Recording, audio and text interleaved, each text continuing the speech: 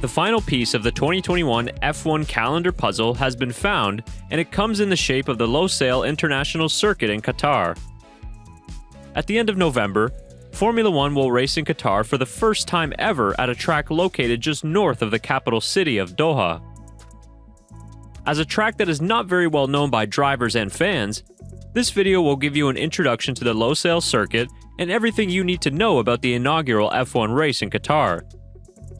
We'll look at the track facts, the history of the circuit, a flying lap of Losail, and what we can expect from the Formula One cars at the first time in Qatar.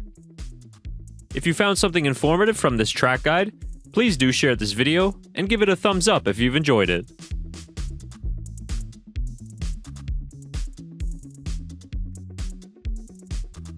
The Losail International Circuit is the only motorsport venue in Qatar, and it first opened back in 2004. The track was built in less than a year and cost around $58 million to construct.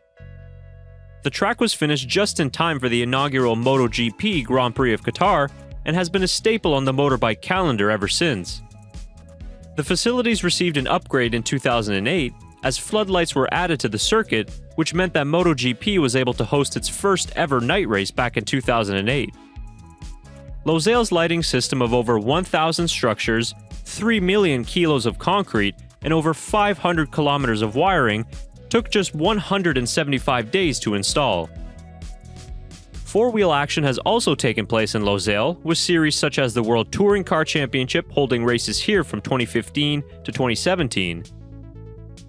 You also had the GP2 Asia Series visit Qatar once back in 2009, and those races were won by some familiar names, Nico Hülkenberg and Sergio Perez. Perez is the only current F1 driver on the grid to have raced previously around the Losail International Circuit. Before we break down the track itself and its characteristics, let's now introduce the audience to the Losail International Circuit and what a flying lap of the track looks like. Now, because this circuit is mostly used by MotoGP, let's ride on board a lap of this circuit on two wheels, courtesy of the MotoGP video game.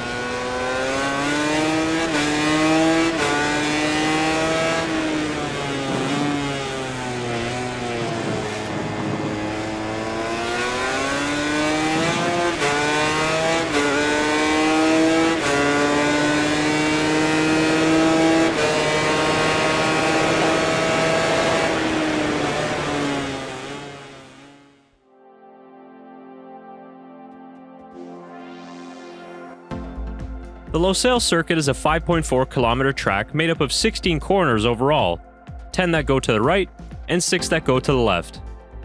As you saw in the onboard, Losail is dominated by corners with the main straight likely to be the only DRS zones for F1. Downforce levels will most likely be higher because of the lack of need for straight-line speed, as lap time will be gained throughout the corners. The pole sitter for the first Qatar Grand Prix will start on the left-hand side of the grid, with the top speed estimated to be around 237 km an hour.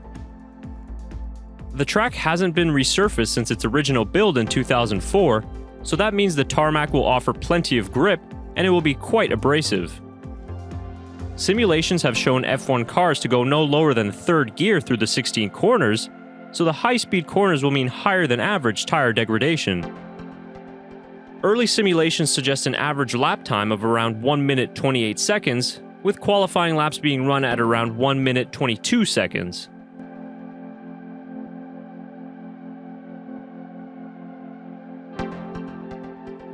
Losail can be added to the list of desert-based circuits that have featured on the F1 calendar in the past 15 years.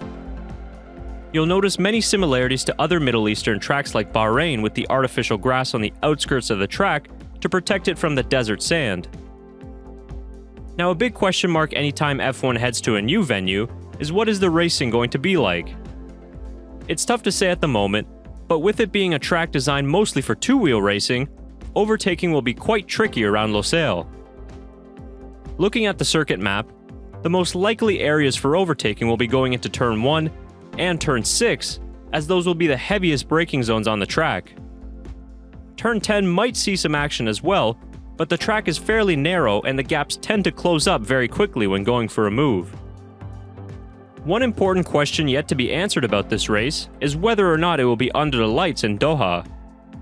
Because the race takes place in autumn, the conditions will be cooler even if the event is held during the daytime. Sometimes it's easiest to compare new tracks to the previous ones F1 has raced at in order to get a feel for what it will be like.